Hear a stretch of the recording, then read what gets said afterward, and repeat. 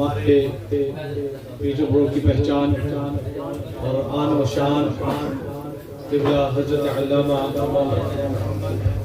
ہزاری نعرہ تکبیر، نعرہ رسالت، نعرہ رسالت، نعرہ رسالت، تاجدار ختم نبوت، ہاتھوں کو بلند کر کے تاجدار ختم نبوت، تاجدار ختم نبوت، نحمده ونصلي ونسلم على رسوله الكريم أما بعد فأعوذ بالله من الشيطان الرجيم بسم الله الرحمن الرحيم وما أرسلناك إلا رحمة للعالمين صدق الله مولانا العظيم وصدق رسوله النبي الكريم إن الله وملائكته يصلون على النبي يا أيها الذين آمنوا صلوا عليه وسلموا تسليما وعلى آل سيدنا مولانا وبارك وسلم صلاة وسلاما عليك سيدي يا رسول الله. واجب الاحترام علماء ذکر واسفان بارگاہ رسالت باب عظیم ناخان عظیم وقار محتشم حاضرین محفل آج جامعہ مدینۃ الاسلام کا یہ سالانہ جشن عید میلاد النبی صلی اللہ علیہ وسلم. اللہ رب العالمین کا بڑا ہی کرم ہے کہ میں نبی اکرم تاجدار ختم نبوت علیہ الصلوۃ والسلام کا امتی ہونے کا شرف عطا فرمائے.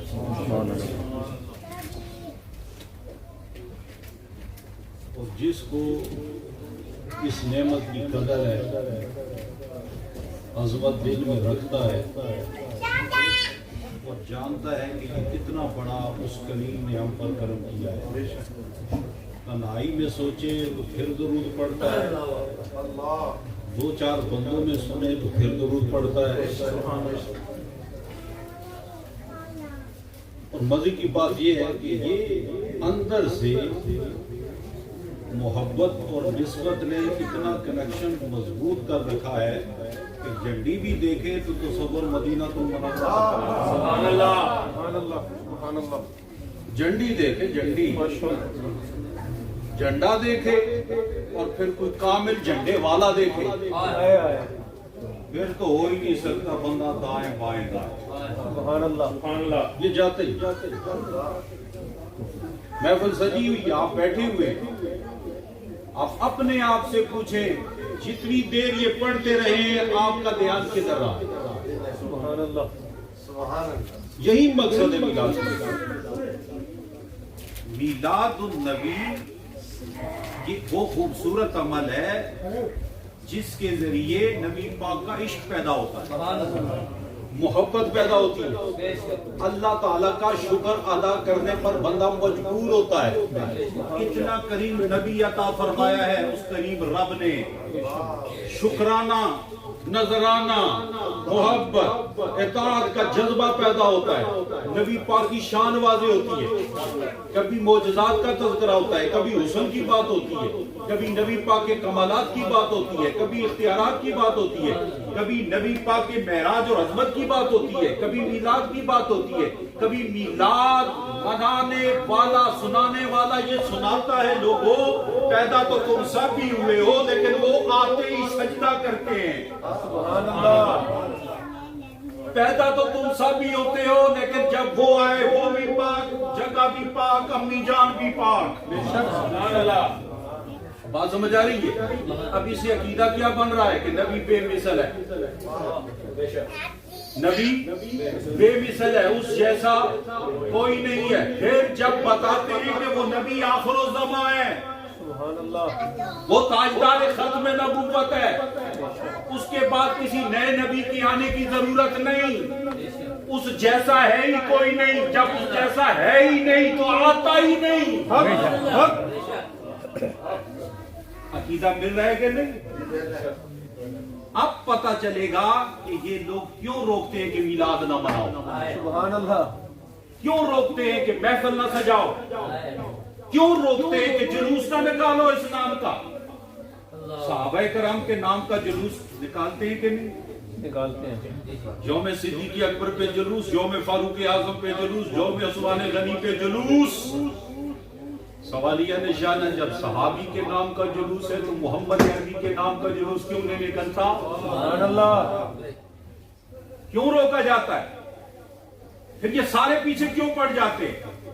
دراصل اس وقت جب سرور کائنات تشریف لائے تھے، جبریل بھی خوش، میکائیل بھی خوش، اسرائیل بھی خوش، سبحان اللہ، سارے فرشتے بھی خوش، ایک رویا ہے، ایک سبحان اللہ، رنۃ حین ولد رسول اللہ صلی اللہ علیہ وسلم، ابلیس رویا ہے، سبحان اللہ، چیخ ماری ہے اس نے، سارے شتوڑے اکٹھے ہو گئے، معاملہ کیا ہے، روتے کیوں ہو؟ کہا آج وہ آ گیا ہے جس کی وجہ سے آج سے آسمانوں پہ جانا بند ہو گیا۔ سبحان اللہ، اور ایک روایت یہ آتی ہے کہ اس نے کہا کہ ذرا جاؤ، جو دنیا پہ آیا ہے اس کے قریب جا کر اس پر اثر ڈالو۔ تو جیسے ہی وہ قریب گیا تو حضرت جبریل نے اسے کک ماری۔ شیطان روتا بھی ہے اس دن، شیطان مار بھی کھاتا ہے۔ یہ سب کچھ کیوں ہو رہا ہے؟ سمجھو اس بات کو، پیچھے شیطان ہے، آگے شتونگڑے ہیں، یہ رکاوٹ ڈال رہے ہیں۔